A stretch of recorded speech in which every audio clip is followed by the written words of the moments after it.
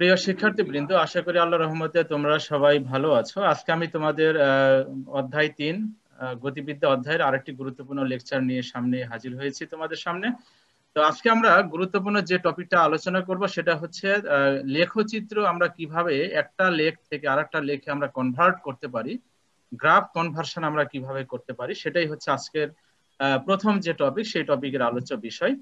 তো আমরা এখানে গ্রাফের কনভার্সন বলতে আমরা সরণ বনাম সময় লেখচিত্রটাকে আমরা কিভাবে বেগ বনাম সময় লেখচিত্রে আমরা কনভার্ট করতে পারি, আবার সেই বেগ বনাম সময় লেখচিত্রকে আবার আমরা কিভাবে ত্বরণ বনাম সময় লেখচিত্রে কনভার্ট করতে পারি।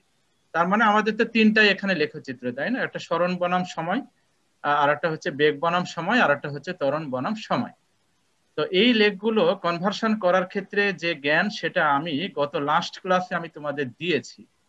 তো এবং প্রথম ক্লাসেও কিছু জ্ঞান দেওয়া হয়েছিল।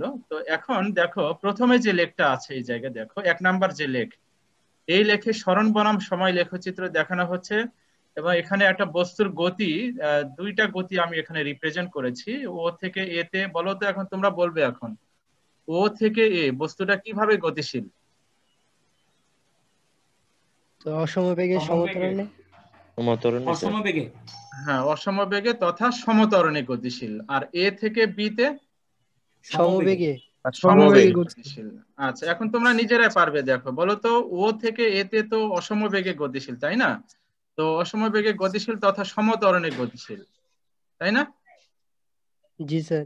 জি স্যার। ও থেকে এতে কি বললা? অসমবেগে গতিশীল। ভালো করে একটু দেখে বলতে হবে। এটা কিন্তু সরণ বনাম সময় লেখ, একটু খেয়াল করো, সরণ বনাম সময় লেখ। বেগ আন্দাজে বললে বৃদ্ধি হবে না। পাচ্ছে। সমবেগ। এটা কিন্তু বেগ বনাম সময় না, প্রথমটা হচ্ছে সরণ বনাম সময়। আন্দাজি বললে হবে না। তো সরণ বনাম সময় লেখচিত্রে যদি মূল বিন্দুগামী সরল লেখা হয়, তাহলে আমরা জানি যে এই সরল লেখার সকল বিন্দুতে ঢালের মান কি হবে? একই হবে। এবং সরণ বনাম সময় লেখচিত্রে যে ঢাল, সেটা কি নির্দেশ করে বলো তো? বেগ নির্দেশ করে। Very বেগ good, নির্দেশ করে। বেগ নির্দেশ করে। তাহলে ও থেকে এ, এটা তো মূল বিন্দুগামী সরল লেখা, তাই না? তাহলে ও থেকে এ পর্যন্ত এই সরল লেখার যে কোনো বিন্দুতে ঢালের মান কি হবে? একই হবে। তো ঢালের মানটাকে আবার কি বলা হচ্ছে? বেগ। তার মানে সকল পয়েন্টে বেগের মান কি হবে বলো? সমবেগ স্যার। সমান হবে। তাহলে সকল পয়েন্টে বেগের মান একই হবে। তাহলে কি এটা অসমবেগে গতিশীল না সমবেগে গতিশীল? সমবেগে। তাহলে এটা লেখ দেখে বলতে হবে, এটা বেগ বনাম সময় না তো। হ্যাঁ, বেগ বনাম সময় লেখ হলে কিন্তু এটা অসমবেগে গতিশীল হতো। আচ্ছা, এটা সরণ বনাম সময় লেখ। সুতরাং সরণ বনাম সময় লেখচিত্রে মূল বিন্দুগামী যদি সরল লেখা হয়, তাহলে এক্ষেত্রে এটা সমবেগে গতিশীল। আচ্ছা, তো সমবেগে গতিশীল হলে তাহলে আমার এই ও থেকে এ পর্যন্ত যেহেতু সমবেগে গতিশীল, তার মানে কি বেগের পরিবর্তন হবে না? সেটাকে দেখো, এই যে এই রেখাটা দ্বারা ডিনোট করা হচ্ছে। দেখো তো ক্লিয়ার হয়েছে কিনা এইটুক? জি স্যার। জি স্যার। এবারে দেখো পরেরটা, দেখো এ থেকে বি, বলো উপরে সরণ বনাম সময় লেখচিত্রে এ থেকে বি কিভাবে গতিশীল? স্যার এখানে বেগ নাই, এটা স্থির বেগ নাই স্যার। এখানে দেখো সরণের পরিবর্তন হচ্ছে না, সময় হচ্ছে না, পরিবর্তন স্থির হচ্ছে। আছে স্যার। সময় পরিবর্তন হচ্ছে, সময় অতিবাহিত হচ্ছে, কিন্তু তার অবস্থার পরিবর্তন হচ্ছে না, সরণের পরিবর্তন হচ্ছে না। তো সরণের পরিবর্তন না হলে কি বেগ থাকবে? না স্যার। Sir zero. তাহলে বেগটা কত হয়ে যাবে? দেখো জিরো। এই যে দেখো, ওইটুকুর জন্য বেগ বনাম সময় লেখ কিন্তু এই যে এই সময় অক্ষের উপরে থাকবে। দেখো একটু ক্লিয়ার কিনা? জি স্যার। খুবই খুবই আজকের যে ক্লাসগুলো আমি পড়াচ্ছি, এগুলো খুবই গুরুত্বপূর্ণ। তোমাদের এগুলো বিভিন্ন ভর্তি পরীক্ষাতে আসে, মেডিকেল বুয়েট বিভিন্ন ভর্তি পরীক্ষাতে এগুলো আসবে। আচ্ছা, এখন দেখো তো নিচেরটা দেখো, এখন ত্বরণ বনাম সময়। তো ত্বরণ বনাম সময়ের ক্ষেত্রে এখন দেখো, বেগ বনাম সময় থেকে এটাকে রিপ্রেজেন্ট করো। তো বেগ বনাম সময়ের ক্ষেত্রে এই এখান থেকে তো সমবেগে গতিশীল, তাই না? সমবেগে গতিশীল হলে কি ত্বরণ থাকে? জিরো। তাহলে ত্বরণ কত হয়ে যাবে? জিরো। ত্বরণ জিরো হয়ে যাবে। তাহলে অতটুকুর জন্য দেখো আমরা ত্বরণ পেয়ে গেলাম জিরো। এই যে এতটুকু ত্বরণ জিরো। আর বাকিটার ক্ষেত্রে তো বেগ নাই, তাহলে তার জন্য ত্বরণ কত হবে? জিরোই হবে। দেখো একটু ক্লিয়ার হয়েছে কিনা এই লেখটা ক্লিয়ার কিনা বলো আগে। জি স্যার। আমরা সরণ বনাম সময় লেখকে আগে প্রথমে কাতে কনভার্ট করলাম? বেগ বনাম সময় লেখে। তো তো সেই বেগ বনাম সময় লেখে আবার কোথায় কনভার্ট করলাম, ত্বরণ বনাম সময় লেখে। এবার আমরা ডান দিকে আরেকটা চিত্র দিয়েছি, problem number 2, that's very important. Problem number 2, এখন তোমরা নিজেরা বলবে, আমি যাকে ধরবো সে বলবে। সাজিদ মাহমুদ বলো। সাজিদ, সাজিদ শুনতে পাচ্ছ আমাকে? স্যার এখানে প্রথমে স্যার যেহেতু মানে স্মরণের পরিবর্তন হয় নাই, অবস্থার পরিবর্তন হয় নাই, দেখা যাচ্ছে এখানে বেগ শূন্য স্যার। তারপরে দেখা যাচ্ছে এ থেকে বিতে স্মরণ হচ্ছে স্যার, বস্তুর স্মরণ হচ্ছে, তাই এখানে বেগ আছে, তবে এটা সমবেগ, যেহেতু স্যার এটা এবি একটা সরল রেখায় যাচ্ছে, এই জন্য এটা সমবেগ। সমবেগ আমি কিন্তু ইন্ডিকেট আর বি থেকে, জি স্যার, বি থেকে সিতে ওই মানে এই যে প্রথম ইয়াটার মতোই স্যার, একই মানে অবস্থার পরিবর্তন হচ্ছে না, অর্থাৎ এখানে বেগ শূন্য, বেগ শূন্য। ভেরি গুড, স্মরণের কোনো পরিবর্তন নাই স্যার। ভেরি গুড, খুবই সুন্দর হয়েছে। আলামিন বলো 1760। আলামিন, আলামিন এখন এটাকে ত্বরণে কনভার্ট করো, ত্বরণ বনাম সময়। তিনটা অংশ আছে। প্রথমে যেহেতু ও থেকে এ পর্যন্ত স্যার কোনো মানে ব্যাগের কোনো পরিবর্তন হয় নাই, তার মানে এখানে ত্বরণও থাকবে না। দ্বিতীয় ক্ষেত্রে সমবেগে যেহেতু চলতেছিল, তার মানে এখানে কোনো ত্বরণ নেই। আবার তৃতীয় ক্ষেত্রে যেহেতু ব্যাগ নাই, তার মানে ত্বরণ নাই, কোনো ত্বরণই হবে না। ভেরি গুড, খুবই সুন্দর হয়েছে। যাক, তোমরা যে বুঝতে পারছো এটা আমি অনেক ধন্যবাদ তোমাদের সবাইকে। আচ্ছা, এখন দেখো এই যে দুইটা কনসেপ্ট আমরা শিখলাম, এই দুইটা কনসেপ্টের আলোকে একটু জটিল প্রবলেমের দিকে আমরা যাচ্ছি। একটু জটিল মানে জটিল না, যদি এটা বুঝে থাকো তাহলে পারবে তোমরা। দেখো এখন আসো, দেখো এখন কে বলবে? এখন জিদান বলো। জিদান 1737। জিদান শুনতে পাচ্ছ? জি স্যার, শুনতে পারতেছি স্যার। আচ্ছা, এখন জিদান বলো দেখি। একই কনসেপ্ট, কিন্তু নতুন কোনো কনসেপ্ট না, ওই কনসেপ্টটা অ্যাপ্লাই করে তোমাকে বলতে হবে স্মরণ বনাম সময়, বেগ বনাম সময়, ত্বরণ বনাম সময়। তো এখন দেখো এইটা স্মরণ বনাম সময় লেখটা দেখো অর্ধবৃত্তের মতো, তাই না? অর্ধবৃত্ত এখানে ড্রয়িং করেছি আমি। তো এখন এইটার ক্ষেত্রে দেখো আমরা এটাকে বেগ বনাম সময় লেখের চিত্রে আমরা কনভার্ট করতে চাই, তাহলে সেটা নিচের এই লেখটা তৈরি হবে কিভাবে, একটু ব্যাখ্যা করে বলো। খুবই ইম্পর্টেন্ট গ্রাফ, খুবই ইম্পর্টেন্ট। এগুলো বই পুস্তকে পাবে না, কিন্তু একটু ভালো করে বোঝার চেষ্টা করো। জি স্যার। বলো জিদান, বলো। আচ্ছা, আমি একটু হেল্প করি। দেখো উপরেরটা তো স্মরণ বনাম সময়, তাই না?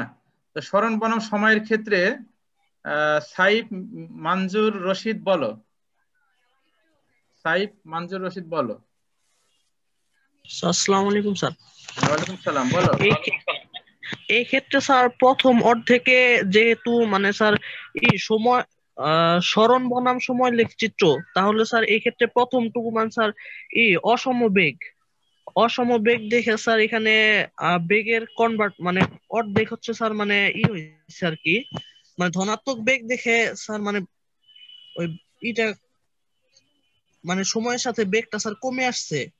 আর তারপরে স্যার যেহেতু পরের অর্ধেকে স্যার মানে আস্তে আস্তে সময় মানে স্মরণ কম হয়েছে, এর জন্য বেগটা স্যার ঋণাত্মক, এর জন্য পরে বেগটা ঋণাত্মক হয়েছে। আচ্ছা, তোমার ব্যাখ্যা অনেকটাই হয়েছে, আমি একটু ক্লিয়ার করে দিই। হ্যাঁ, তোমাদের একটু ক্লিয়ার হতে হবে। সেটা হচ্ছে এই যে স্মরণ বনাম সময় লেখচিত্রে ঢাল কি নির্দেশ করে, বেগ নির্দেশ করে, এটা তো আমরা জানি। আচ্ছা, এখন এটা কি দেখো তো, এই যে ও বিন্দু হতে এই অর্ধবৃত্তের এই ও বিন্দু হতে এই পর্যন্ত, এইটা কি সরল রেখা না বক্ররেখা, সেটা আগে আমাকে বলো। বক্ররেখা। বক্ররেখা। বক্ররেখার সকল পয়েন্টে ঢালের মান কি একই না আলাদা? আলাদা। আলাদা। তাহলে বেগের মান কি হবে? আলাদা হবে। তাহলে যেহেতু প্রত্যেকটা জায়গায় স্লোপ আলাদা, ঢাল আলাদা, তাহলে বেগের মান আলাদা হবে। তাহলে এটা আমরা বলতে পারি অসমবেগে গতিশীল। নাম্বার 1। নাম্বার 2, বলতো আমরা এই ও থেকে যদি আমরা এই পয়েন্টের দিকে যেতে থাকি, তাহলে ঢালের মান কি কমতে থাকবে না বাড়তে থাকবে? That is very important. ও থেকে এই শীর্ষবিন্দু, এই যে মধ্যবিন্দু যেটা, এই পর্যন্ত যেতে থাকলে ঢালের মান কি বাড়বে না কমবে? কমবে স্যার। সবাই কি একমত? দেখো ভেরি ইন্টারেস্টিং কিন্তু। জি স্যার। তুমি যত উপরে যেতে থাকবে ঢালের মান কিন্তু তত কমছে, এবং সেই ঢালের মানটাকে আবার কি বলা হচ্ছে বলো? বেগ। জি স্যার। তাহলে আমি এই মূলবিন্দু থেকে মূলবিন্দুতে ঢালের মান সবচেয়ে বেশি, তাহলে মূলবিন্দুতে বেগের মান সবচেয়ে কি হবে? বেশি হবে। এই জন্য দেখো গ্রাফটা শুরু হয়েছে কোথায় থেকে, যে একদম 0 থেকে বেগের মানটা সর্বোচ্চ আছে। এরপরে তুমি ওই সরণ বনাম সময় লেখচিত্র যত উপরে যাচ্ছ ততই ঢালের মান কমে যাচ্ছে না? তো ঢালের মান কমে যাওয়া মানে কি, বেগের মান কমে যাচ্ছে। তো বেগের মান কমতে কমতে, আমার কার্সরটা খেয়াল করো, বেগের মান কমতে কমতে একদম যখন মধ্যবিন্দুতে এলে তখন ঢাল শূন্য হয়ে যাচ্ছে। কেননা এই পয়েন্টে স্পর্শক ড্রয়িং করলে এই স্পর্শক আর এই যে এক্স অ্যাক্সিস এরা পরস্পর সমান্তরাল হয়ে যাবে। তার মানে সমান্তরাল হলে তো এখানে কোনো ঢাল তো মানে কি বলে অ্যাঙ্গেল তৈরি হচ্ছে না, তাই না? যদি এখানে স্পর্শক ড্রয়িং করো, তাই না, তাহলে অ্যাঙ্গেল তৈরি হচ্ছে না। তাহলে আমার এখানে ঢাল কত হবে? মধ্যবিন্দুতে 0 হবে। তো ঢাল 0 হলে বেগ কত হবে বলো? বেগও শূন্য হবে স্যার। বেগও 0 হবে। এরপরে দেখো ভেরি ইন্টারেস্টিং, দেখো এবারে এই মধ্যবিন্দু থেকে যখন তুমি এখন নিচের দিকে নেমে যাচ্ছ তখন দেখো তো কি হচ্ছে বলো তো, এখন নিজেরা ব্যাখ্যা করো। তখন বেগ ঋণাত্মক। আচ্ছা, তখন ঢালের মান বাড়বে না কমবে সেটা বলো? স্যার বাড়বে। স্যার বাড়বে। ঢালের মান বাড়বে। দেখো কত মজা বাড়বে, কিন্তু স্যার নেগেটিভ হবে স্যার। আচ্ছা, ঢালের মান নেগেটিভ হয়ে বাড়ছে, বাড়বে। বাট এই স্লোপটা কোন দিকে তৈরি হচ্ছে, ধনাত্মক দিকে না নেগেটিভ দিকে? Sir negative. নেগেটিভ দিকে স্যার। তার মানে বেগের ডিরেকশন কিন্তু পরিবর্তন হয়ে যাচ্ছে। তার মানে এই যে দেখো এটা তখন কি হচ্ছে, এখান থেকে নেগেটিভ হওয়ার কারণে ঢালটা নিচের দিকে নেমে যাচ্ছে। দেখো তো ক্লিয়ার হয়েছে কিনা? খুবই মজার, আমি আজকে টপিকটা নিয়ে আসছি তোমাদের। এটা ক্লিয়ার হয়েছে কিনা দেখো। নিক্ষিপ্ত বস্তুর মতো স্যার। হ্যাঁ হ্যাঁ।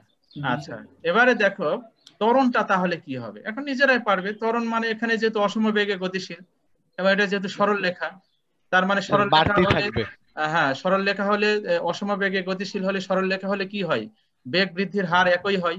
তো বেগ বৃদ্ধির হার একই হলে তাহলে বস্তুটা কিভাবে গতিশীল? সমত্বরণে গতিশীল। এবং ইন্টারেস্টিং বিষয় হলো দেখো এটা বেগ বনাম সময় লেখচিত্রে যেটা আমরা পেলাম, এটার ক্ষেত্রে তো এই রেখার ঢাল কি নির্দেশ করবে? ত্বরণ নির্দেশ করবে, তাই না? এই বেগ বনাম সময় লেখচিত্রে ঢাল ত্বরণ নির্দেশ করবে। আচ্ছা, এখন যে পারবে সে বলবে, বলো তো এই ত্বরণটা যেটা তৈরি হবে তার যে ঢাল সেটা কি মানে পজিটিভ অ্যাক্সিসে তৈরি হবে না নেগেটিভ অ্যাক্সিসে তৈরি হবে? Negative sir. নেগেটিভ স্যার, কারণ এটা হচ্ছে নিচের দিকে স্যার।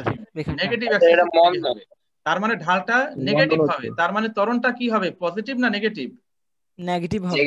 নেগেটিভ হবে। এবং এটা যেহেতু সরল রেখা তাহলে সমত্বরণে গতিশীল, বাট সেটা সমত্বরণ বলবো না, আমরা মন্দন বলবো। সমমন্দনে গতিশীল, যেহেতু নেগেটিভ স্লোপ, সমমন্দনে গতিশীল। তাহলে আমার এই ক্ষেত্রে মন্দন বনাম সময় লেখচিত্রে যেটা হবে সেটা এইরকম একটা লেখচিত্র পাওয়া যাবে। এটা মূল বিন্দু থেকে একটু নিচে থেকে শুরু হবে। সেটা ভ্যালু কত এগুলো ক্যালকুলেশন করে বের করে নিয়ে আসতে হবে। আমরা ভ্যালু দিয়ে বলছি না, আমরা জেনারেলাইজ স্টাডি করছি। তো দেখো তো এই লেখটা ক্লিয়ার হয়েছে কিনা সবাই বলে এখন আমাকে। জি স্যার। স্যার বেগ বনাম সময় এটা একটু আবার বোঝান স্যার। বেগ বনাম সময়টা হচ্ছে, দেখো সরণ বনাম সময় লেখচিত্রে ঢাল তো বেগ নির্দেশ করে। তাহলে আমার এই শুরুতে দেখো এটা যেহেতু বক্ররেখা, তাহলে বক্ররেখার ঢাল বের করার জন্য কি করতে হয়, স্পর্শক ড্রয়িং করতে হয়। তাহলে আমি মূল বিন্দুতে যদি স্পর্শক ড্রয়িং করি, এই মূল বিন্দুতে যদি একটি স্পর্শক ড্রয়িং করা হয় তাহলে এই জায়গায় ঢালের মানটা সবচেয়ে বেশি হবে, এই পি অক্ষের সাথে যে অ্যাঙ্গেলটা তৈরি হবে। তাহলে ঢালের মান বেশি হওয়ার কারণে বেগের মান কি হবে, বেশি হবে। এরপরে বক্ররেখা যতই উপরে উঠে যাচ্ছে ততই তোমার ঢালের মান কমতে থাকবে। স্পর্শক ড্রয়িং করলে এক্স অক্ষের সাথে উৎপন্ন কোণের মান কমে যাবে, ঢাল কমে গেলে বেগের মান কমে যাবে। তার মানে আমার শুরুতে বেগের মান সবচেয়ে বেশি, এই যে শুরুতে বেগের মান সবচেয়ে বেশি, এরপরে সময় অতিবাহিত হলে বেগের মান কমতে কমতে কমতে কমতে এই পয়েন্টে এসে 0 হয়ে গেল। কেন 0? কারণটা হলো এখানে কেন 0 হচ্ছে, কারণটা হচ্ছে যে এই যে শীর্ষ বিন্দুতে, এই যে অর্ধবৃত্তের শীর্ষ বিন্দুতে, আমার কার্সরটা দেখা যাচ্ছে? জি স্যার। এই অর্ধবৃত্তের শীর্ষ বিন্দুতে যদি স্পর্শক ড্রয়িং করো তাহলে সেই স্পর্শকটা টি অক্ষের সমান্তরাল হয়ে যাবে না? তাহলে সেখানে কি কোনো অ্যাঙ্গেল তৈরি হবে, ঢাল তৈরি হবে? হবে না। তার মানে ঢাল তৈরি না হলে সেখানে বেগ কত হবে, 0 হবে। ঢাল যেহেতু 0, ঢালের মানটাকে বেগ বলা হচ্ছে।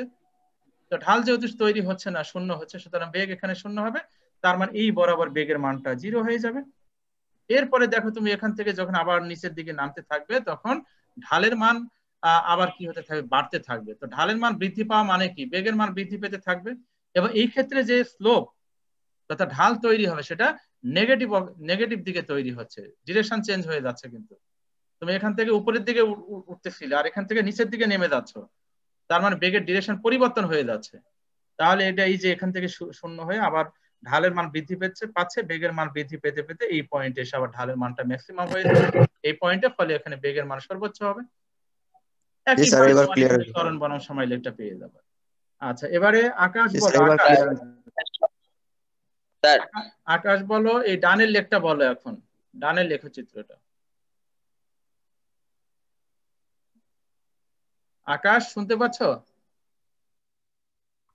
জি স্যার, শুনতে পাচ্ছি স্যার। বলো ডানের লেখটা বলো, 4 নম্বর প্রশ্নটার উত্তর দিয়ে দাও। খুবই ইম্পর্টেন্ট। স্যার এখানে স্যার প্রথমে অসমবেগ, এখান থেকে এই পর্যন্ত দেখো, এখন বলো তো অসমবেগ, এটা তো অসমবেগ সেটা বোঝাই যাচ্ছে, এখন সেই বেগের মানটা কিভাবে বাড়তেছে না কমতেছে বলো এখন। এটা বাড়তেছে স্যার। আচ্ছা, বেগের মান শুরুতে দেখো, একটু ভালো করে বলতে হবে, শুরুতে ঢালের মানটা কিন্তু সবচেয়ে বেশি হবে। জি স্যার। শুরুতে সর্বাধিক আস্তে আস্তে শুরুতে বেগের মান কিন্তু সবচেয়ে বেশি, এবং এটা যেহেতু নিচের দিকে নেমে যাচ্ছে, তার মানে নেগেটিভ স্লোপ, তার মানে ঢালটা নেগেটিভ, তার মানে বেগটা নেগেটিভ হওয়ার কারণে, এবং শুরুতেই যেহেতু বেগের মানটা সর্বোচ্চ এবং নেগেটিভ, যার জন্য ঋণাত্মক থেকে কিন্তু শুরু হচ্ছে। দেখো এবার এরপরে তোমার যত নিচে নেমে আসতেছে সরণ বনাম সময় লেখে, ঢালের মান তত কমতেছে, কমতে এই পয়েন্টে এসে দেখো ঢালের মানটা কি হচ্ছে, একদম 0 হয়ে যাচ্ছে, তার মানে বেগ শূন্য। আর ওটা নেগেটিভ দিক থেকে সর্বোচ্চ ছিল। হ্যাঁ, নেগেটিভ দিক থেকে সর্বোচ্চ ছিল। এরপরে দেখো, এরপরে তুমি যখন এইটুকু অংশে যাবে, তখন কি দেখো তো ধনাত্মক দিকে বৃদ্ধি পাচ্ছে না এখন? জি স্যার। এবং স্লোপ এখানে 0 ছিল, এরপরে স্লোপ কি হচ্ছে, আস্তে আস্তে বৃদ্ধি পাচ্ছে। তো স্লোপ এখানে বৃদ্ধি পেতে পেতে এই পয়েন্টে এসে কি হবে, সর্বোচ্চ হবে। তার মানে এই পয়েন্টে এসে বেগের মানটা আবার সর্বোচ্চ হবে। দেখো খুবই ইন্টারেস্টিং। দেখো বুঝতে পেরেছো কিনা একটা আমাকে কনফার্ম করো। শুধু যদি স্যার উপরের গ্রাফটা দেওয়া থাকে, তাহলে আমরা কিভাবে বুঝবো যে স্যার এটা নেগেটিভ? কোনটা? উপরেরটা থেকে তো আমরা নিচেরটা তৈরি করছি। কে প্রশ্ন করছো? নাম বলো, কে প্রশ্ন করছো? জি স্যার, সিয়াম, এমডি সিয়াম হোসেন। হ্যাঁ সিয়াম, বলো কি সমস্যা, বলো তোমার। স্যার মানে আমরা উপরের গ্রাফটা যে তৈরি করছি স্যার, ওইখানে যে নেগেটিভ দিক থেকে শুরু হয়েছে স্যার, আমরা এটা বুঝবো কিভাবে? যে এটা বুঝবা কি করে, এটা তো এতক্ষণ বোঝানো হলো ছেলে, তুমি ক্লাসে মনোযোগী না নাকি? আচ্ছা, কে নেগেটিভ দিক থেকে শুরু হলো ব্যাখ্যা করতে পারবে একজন, বলো। এটা হচ্ছে ঢাল ঋণাত্মক থাকার কারণে স্যার সেটা পজিটিভ, কিন্তু এটা স্যার মূলবিন্দু না হয়ে স্যার অনেক উপর থেকে শুরু হয়েছে এবং নিচের দিকে যাচ্ছে। হ্যাঁ, এই যে এখান থেকে তোমার সরণ বনাম সময় লেখচিত্রে এই বক্ররেখা তো নিচের দিকে নেমে যাচ্ছে, নিচের দিকে যে নেমে যাওয়া মানে কি, ঢালটা নেগেটিভ হবে, আর উপরের দিকে উঠে গেলে ঢালটা পজিটিভ হয়। এগুলো তো আগের লেখাপড়া, একটু পড়তে হবে। হ্যাঁ, অনেকে পেরেছো, অনেকে পারতেছো। তাহলে এই যে এখান থেকে শুরু হয়ে যেহেতু নিচের দিকে নেমে যাচ্ছে, ঢালটা নেগেটিভ, তো ঢাল নেগেটিভ হওয়ার কারণে তোমার বেগের মান নেগেটিভ হবে, এবং শুরুতে যেহেতু ঢালের মানটা সবচেয়ে বেশি, সুতরাং বেগের মান সবচেয়ে বেশি হবে, বাট সেটা নেগেটিভ।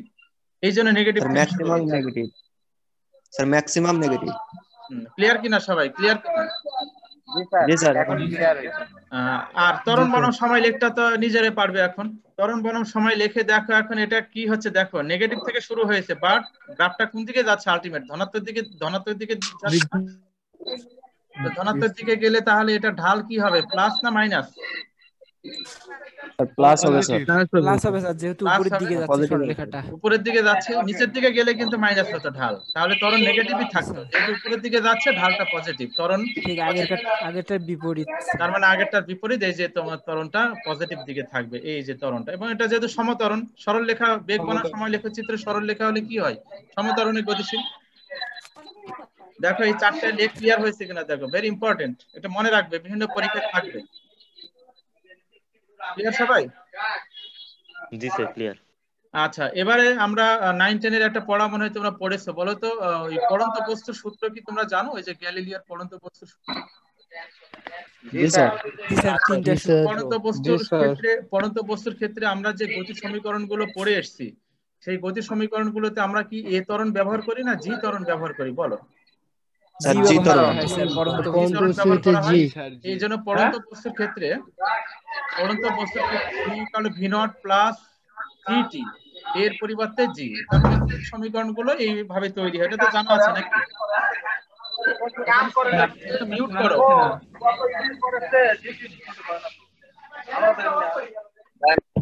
শব্দ আসতেছে স্যার প্রচুর।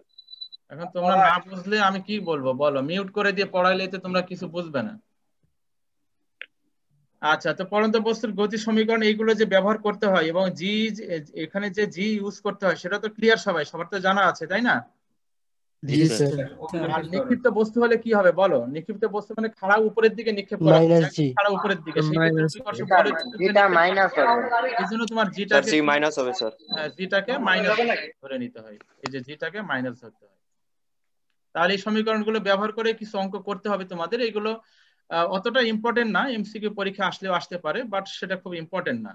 ইম্পর্টেন্ট প্রথম যেগুলো আমরা করিয়েছি সেইগুলো ইম্পর্টেন্ট। আচ্ছা, এখন বলো তো এই যে একটা বস্তুকে যে আমরা ভূমি থেকে খাড়া উপরের দিকে নিক্ষেপ করলাম, এটা তো এখন উপরের দিকে গিয়ে দেখো, আমি এখানে একটা চিত্র ড্রয়িং করেছি।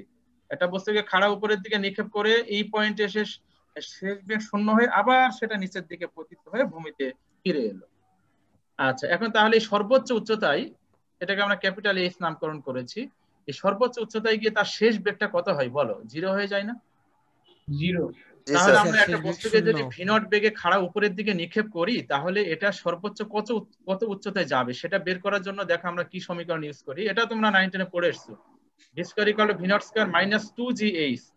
এবারে আমরা যখন শেষ বেগের পরিবর্তে আমরা 0 লিখলাম, বলো তো শেষ বেগের পরিবর্তে 0 লিখা মানে বস্তু কোথায় আছে এখন বলো?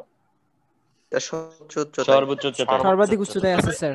তাহলে সেই ক্ষেত্রে 0 লেখা যাবে, তাহলে 0 square that is equal to v0 square minus 2g, আর h এর পরিবর্তে আমরা সর্বোচ্চ উচ্চতাটাকে আমরা ক্যাপিটাল এইচ দিয়ে প্রকাশ করলাম, ক্যাপিটাল এইচ দিয়ে আমরা প্রকাশ করলাম। ওকে, আচ্ছা, তাহলে আমরা এখান থেকে ক্যাপিটাল এইচ সমান কত বের করতে পারি না? v0 square divided 2g।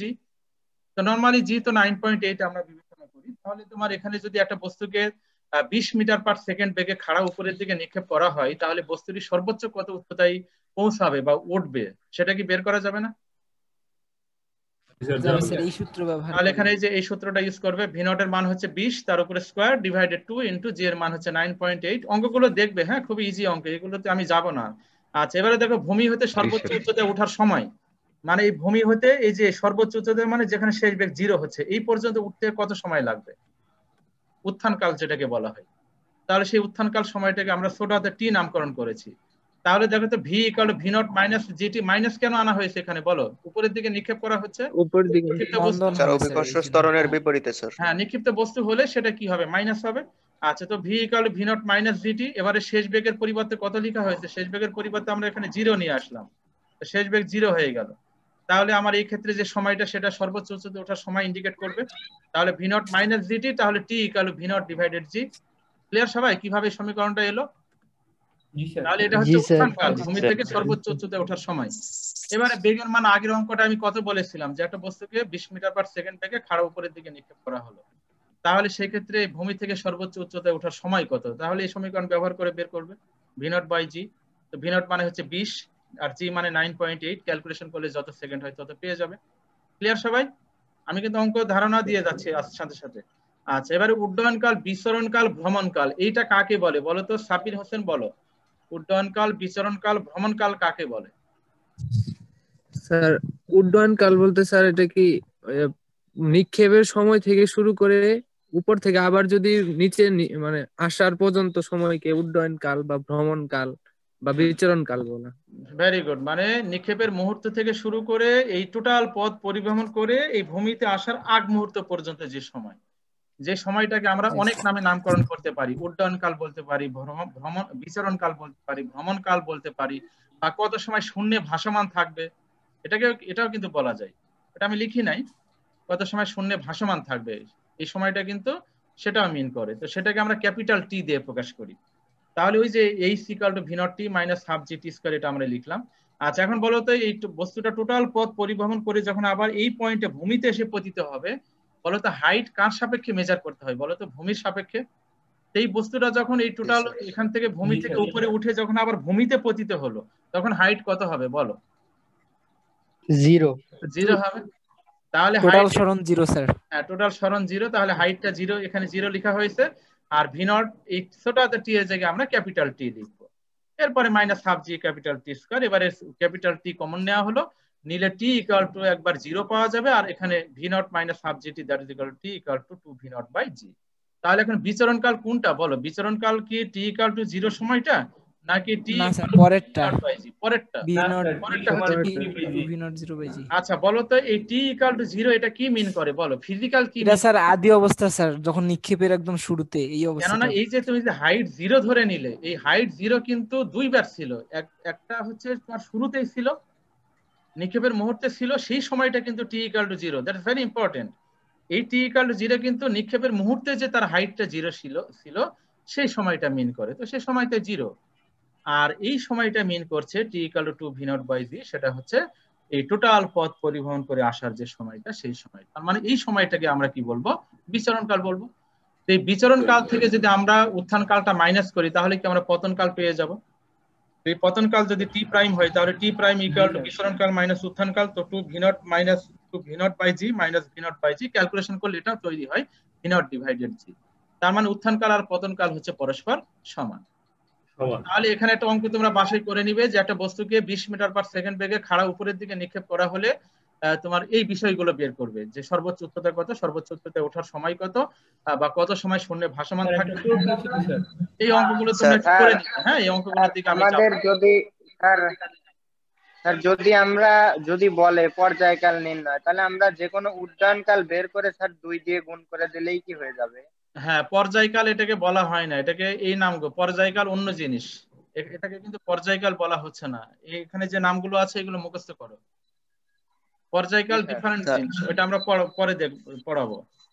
তাহলে এই সমীকরণগুলো ব্যবহার করে অঙ্কগুলো করবে। বলো sir h equal to v0t minus half gt square, এখানে প্লাস দিতে পারতাম না আমরা স্যার?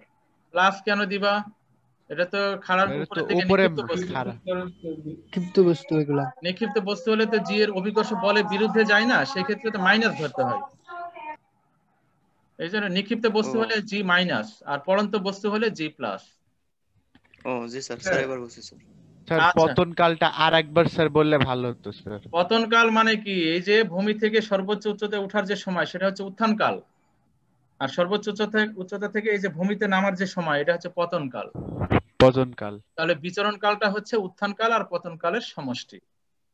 তাহলে আমার উত্থান কাল পেয়েছিলাম v0/g, তাহলে পতন কাল কত হবে? আর বিচরণ কাল পেয়েছি 2v0/g। বিচরণ কাল মানে টোটাল সময়টা। তাহলে বিচরণ কাল থেকে উত্থান কাল মাইনাস করলে তো আমি পতন কাল পেয়ে যাব। সেটা কার সমান? তাহলে সমান সমান সমান হয়ে গেল। তার মানে উত্থান কাল আর পতন কাল হচ্ছে পরস্পর সমান। ক্লিয়ার? সবাই ক্লিয়ার হয়েছে? আজকের যে লেখচিত্রগুলো করানো হলো আর এই পড়ন্ত বস্তু সম্পর্কিত একটু হালকা জ্ঞান দেওয়া হলো, এটা মনে রাখবে। আর ওই পড়ন্ত বস্তুর গ্যালিলিওর যে সূত্র আছে 3টা, ওই সূত্র 3টা দেখে নিও। ওইগুলো খুবই নরমাল জিনিস, ওইগুলো পরীক্ষা অতটা আসবে না তোমাদের, কিন্তু এখান থেকে এমসিকিউ পরীক্ষায় আসতে পারে, এমসিকিউ অঙ্ক আসতে পারে। আচ্ছা, এখন আমরা যে একটা অঙ্ক করব। এই অঙ্কটা তো আমরা গত দিনে করেছি, তাই না? s equal to 12t plus t square. এই অঙ্কটা মনে হয় গত দিনে করানো হয়েছে, তাই না? একটু রেসপন্স করো। আচ্ছা, এবারে আমরা এই অঙ্কটা শুরু করেছিলাম কিন্তু শেষ করতে পারি নাই। তো দেখো এখানে একটি বাস চলতে শুরু করার সাথে সাথে বাসের 16 মিটার পিছন হতে একটি যাত্রী বাস ধরার জন্য দৌড় দেয়। বাস ও যাত্রী বেগ বনাম সময় লেখচিত্রে নিচে দেখানো হলো। এটা একটা বোর্ডের প্রশ্ন, কুমিল্লা বোর্ডে 2019 সালে এসছে, সৃজনশীল প্রশ্ন। তো বাস আর লেখচিত্র প্রথমটা, আর যাত্রী ক্ষেত্রে লেখটা হচ্ছে ডানেরটা। বলো তো বাস কিভাবে গতিশীল? সময় লেখচিত্রে মূল বিন্দু আমি সরল লেখা, তার মানে এটা একটা সমতরণে গতিশীল। সমতরণ স্যার। আর ডানেরটা হচ্ছে সমবেগ। সমবেগ গতিশীল। তো কি চেয়েছে দেখো, বাস কর্তৃক 4 সেকেন্ডে অতিক্রান্ত দূরত্ব নির্ণয় করো। 4 সেকেন্ডে অতিক্রান্ত দূরত্ব। তো দূরত্ব বের করার একটা ফর্মুলা আমরা জানি, ওই যে s ইকুয়াল টু শেষ বেগ প্লাস আদি বেগ ভাগ 2 ইনটু t। আচ্ছা, তো বলো তো এখানে এই বাসের ক্ষেত্রে আদি বেগ কত? বলো, মূল বিন্দু থেকে শুরু হয়েছে, তাহলে আদি বেগ কত হবে? 0। আদি বেগ 0, শেষ বেগ 4। হ্যাঁ, আর যেহেতু 4 সেকেন্ডে 4 সেকেন্ডে শেষ বেগ আছে, তো 4 সেকেন্ডে শেষ বেগ 8। তাহলে এখানে দেখ আমি ইন্ডিকেট করে দিয়েছি। তাহলে 0 + 8 ডিভাইডেড 2, আর সময়টা হচ্ছে 4 সেকেন্ড। তাহলে সময়ের জায়গায় 4 ক্যালকুলেশন করলে 16 মিটার পেয়ে গেলে। এবারে হতে চেয়েছে যে এটা ওই যে তোমরা 9-10 এ যেটা করেছে যে বাঘ হরিণকে ধরতে পারার যে অঙ্ক, সেই অঙ্ক আর এই অঙ্ক সেম, একই জিনিস। আচ্ছা, তো উদ্দীপকের যাত্রী বাসটি ধরতে পারবে কিনা গাণিতিক ভাবে মতামত দাও। বাস ধরতে পারবে কিনা, বাস এবং কত সময় পরে কত দূরত্ব অতিক্রম করে যাত্রীটি বাস ধরতে পারবে, সেটা তোমাকে এই অঙ্কে বের করতে বলা হয়েছে। আচ্ছা, এখন সেই ক্ষেত্রে বাসের যে ত্বরণ, যেহেতু ত্বরণে গতিশীল সমত্বরণে, তাহলে ত্বরণটা বের করে নাও। আচ্ছা বলো তো বেগ বনাম সময় লেখচিত্র থেকে ত্বরণ আমরা কিভাবে বের করতে পারি বলো? বাসের ক্ষেত্রে ত্বরণ আমরা স্যার কিভাবে বের ডাইরেক্ট করতে পারি? নির্দিষ্ট সময় স্যার ওই সময়ের বেগকে ওই সময় দ্বারা ভাগ করলেই পাওয়া যাবে, যেহেতু 0 থেকে শুরু হয়েছে সরল লেখা স্যার। হ্যাঁ, আমরা যেটা করব যে ঢাল বার করে আমরা বিয়োগ যেটা করে জানি বের করা যাবে স্যার। ত্বরণ মানে কি, বেগের পরিবর্তনের হারকে কি বলা হয়? ত্বরণ। তা আমরা যে কোনো দুটি পয়েন্টের আমরা কি করব, বেগের পরিবর্তনকে সময়ের পরিবর্তন দ্বারা ভাগ করব। তো আমরা এখানে দেখো এই ত্বরণটা বের করার জন্য দেখো আমরা এই যে এই সূত্রটা অ্যাপ্লাই করছি, ত্বরণ বের করার যে সূত্রটা v minus v naught divided t. আচ্ছা, তো ভি মানে আমি শেষ বেগ কোন পয়েন্টে নিয়েছি, দেখো শেষ বেগ কোথাকার নেওয়া হয়েছে বলো? 6 জি স্যার, 3 মানে কত সেকেন্ড সেকেন্ড, সময় যেটা বেগ ছিল, কত সেকেন্ডের বেগ? 3 সেকেন্ডে ছিল। 3 সেকেন্ড। আর শেষ বেগটাকে আমি কত ধরে নিয়েছি বলো? 0। তাহলে সেখানকার সময় কত? 0।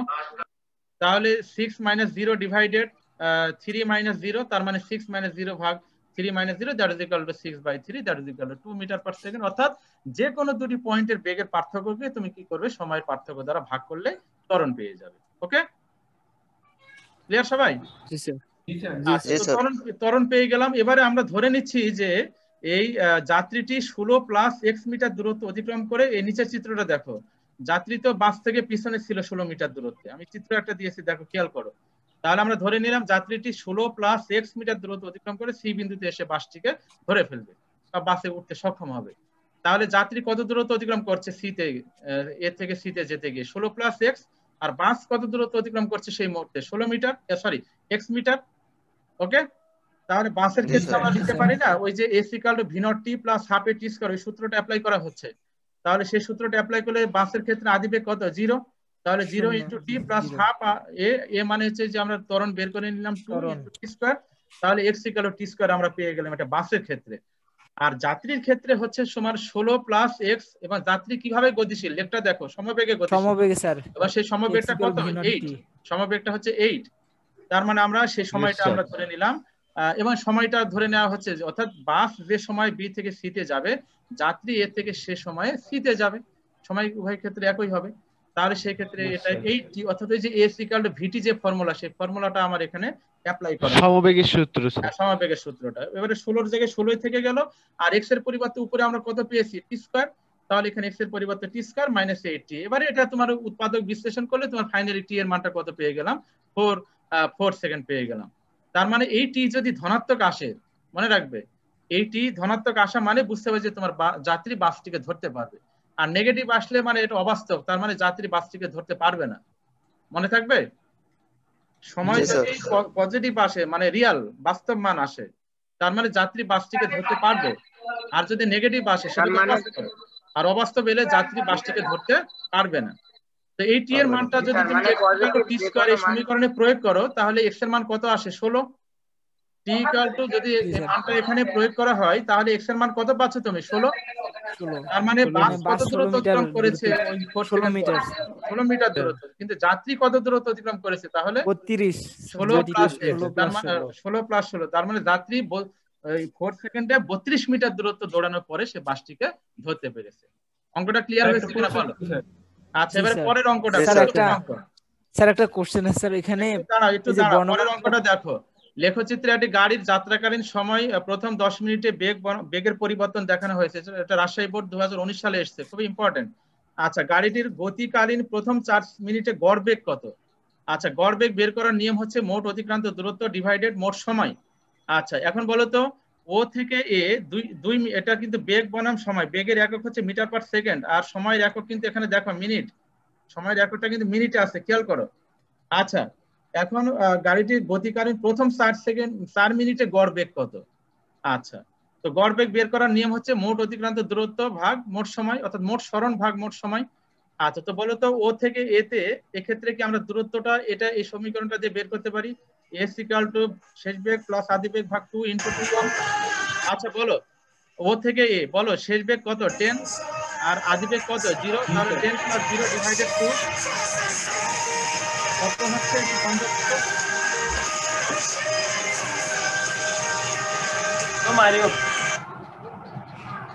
Very bad. আচ্ছা, তো আদি বেগ হচ্ছে তোমার 10 আর আদি বেগ 0 আর শেষ বেগ হচ্ছে 10 ডিভাইডেড 2 আর t1 মানে হচ্ছে 2 মিনিট, মিনিটটাকে সেকেন্ডে আনলে 120 সেকেন্ড হয়ে যায়, ক্যালকুলেশন করলে 600 মিটার পেলাম আমরা ও থেকে এ তে এই সরণটা আমরা পেলাম। এবারে যেহেতু 4 সেকেন্ড পর্যন্ত চেয়েছে, সুতরাং এই পর্যন্ত আমার আরেকটা দূরত্ব তোমাকে বের করতে হবে এই পর্যন্ত। তাহলে সেই ক্ষেত্রে এখানে সমবেগে গতিশীল এতটুকু দূরত্ব, তার মানে s2 = v t2, তাহলে v এর মান হচ্ছে 10 আর t2 মানে হচ্ছে তোমার এই যে a থেকে এই পর্যন্ত যে সময়, দ্যাট ইজ 4 থেকে 2 মাইনাস করলে 2 মিনিট, সেটাকে সেকেন্ড আনলে 120 সেকেন্ড হয়ে যায়, তাহলে গুণ করলে 1200 মিটার হয়ে যায়। এবারে গড় বেগ হচ্ছে মোট অতিক্রান্ত দূরত্ব ভাগ মোট সময়। তো মোট সরণ কত? 600 আর 1200 যোগ করলে 1800 আর মোট সময় t1 প্লাস t2। t1 মানে হচ্ছে যে 0 থেকে অর্থাৎ 2 মিনিট আর এখানে 2 মিনিট, তার মানে 120 যোগ 120 সেকেন্ড আনা হয়েছে, ক্যালকুলেশন করলে আমরা গড় বেগ পেয়ে গেলাম। এবারে পরে যেটা চেয়েছে যে গাড়িটির 10 মিনিটে অতিক্রান্ত দূরত্ব লেখের অন্তর্ভুক্ত লেখের ক্ষেত্রফলের সমান। 10 মিনিটে অতিক্রান্ত দূরত্ব সূত্র দিয়ে তুমি আগে বের করো। তো প্রথমে তো S1 কিভাবে বের করতে হয় সেটা আমরা জেনে গেলাম। আর S2 মানে তোমার এই টোটাল S2 মানে এই A থেকে B পর্যন্ত সমবেগে গতিশীল। তো A থেকে B তে সমবেগে গতিশীল সময় কত? 8 থেকে 2 মাইনাস করো তাহলে 6 সেকেন্ড, আর বেগের মান হচ্ছে 10, তাহলে S = VT ফর্মুলা অ্যাপ্লাই করলে আমরা 3600 মিটার পেয়ে যাব। আর এখানে B থেকে C তে আবার ত্বরণে গতিশীল, তাহলে B এর বেগ হচ্ছে 10 আর C এর বেগ হচ্ছে 15, এবং তার সময়ের ব্যবধান হচ্ছে তোমার 10 থেকে 8 মাইনাস করো 2, তাহলে ক্যালকুলেশন করলে আমরা এই যেখানে SB VB plus VC divided 2 into T, এখান থেকে আমরা সময়ের মান বসানোর পরে ক্যালকুলেশন করলে 1500 মিটার পেয়ে গেলাম। তাহলে মোট অতিক্রান্ত দূরত্ব S1 S2 S3 যোগ করে দাও, করলে আমরা 5700 মিটার পেয়ে গেলাম। এবারে আমরা জানি যে বেগ বনাম সময় লেখচিত্রে যে ক্ষেত্রফল সেটা কি নির্দেশ করে? সরণ নির্দেশ করে, তাহলে সেটার আলোকে আমাদের বের করতে হবে। তাহলে এখানে দেখো OABE এটা একটা ট্রাপিজিয়াম আর BCEF এটা আরেকটা ট্রাপিজিয়াম, তাহলে এই দুইটা ট্রাপিজিয়াম ক্ষেত্রে ক্ষেত্রফল বের করো। তো ট্রাপিজিয়াম ক্ষেত্রে ক্ষেত্রফল বের করার নিয়ম হচ্ছে যে তোমার হাফ ইন্টু সমান্তরাল বাহুদ্বয়ের যোগফল ইন্টু লম্ব দূরত্ব, এই সূত্রটা প্রয়োগ করা হয়েছে। করে এই বাহুগুলোর মানগুলো এখানে প্রয়োগ করবে, তোমরা এই লেখ থেকে এগুলো বের করে নিবে, PDF আমি দিয়ে দিব, এইগুলো দেখবে, বের করে নিয়ে ক্যালকুলেশন করলে দেখো এখানে তৈরি হচ্ছে S প্রাইম ইকুয়াল টু ক্ষেত্রফল বিবেচনা আমরা সরণ বের করছি, সেটাও কত? 5700 মিটার। তাহলে আমরা সূত্র ব্যবহার করে যে ক্ষেত্রফলটা যে সরণটা পেয়েছিলাম আর আমরা ক্ষেত্রফল বিবেচনায় করে সেম সরণটা আমরা পেয়ে গেলাম, তাহলে একই হয়ে গেল। এবারে দেখো গুরুত্বপূর্ণ আর একটা অঙ্ক, এখানে 2 মিনিট পরে কণাটির বেগ নির্ণয় করো। বেগ বের করার নিয়ম তো তোমরা জানো, এখন আমি নেগেটিভ এই অংশটা নিয়ে একটু কথা বলবো। নেগেটিভ যে অংশটা আছে, নেগেটিভ অংশটা নিয়ে আমি কথা বলবো। 1 মিনিটেরও কম সময় আছে। তো সেই ক্ষেত্রে কণাটির গড় দ্রুতি ও গড় বেগ নির্ণয় করো। গড় দ্রুতি বলতে তোমার মোট দূরত্ব ডিভাইডেড মোট সময়, আর গড় বেগ মানে হচ্ছে মোট সরণ ভাগ মোট সময়। এই নেগেটিভ যে স্লোপ, এটার ক্ষেত্রফল বের করে যে দূরত্বটা পাবে সেটা কিন্তু তোমার এই দূরত্বের সাথে এই দূরত্ব যোগ করলে সেই সময় দিয়ে ভাগ করলে গড় দ্রুতি পেয়ে যাবে। আর সরণের ক্ষেত্রে কিন্তু এই দূরত্বটা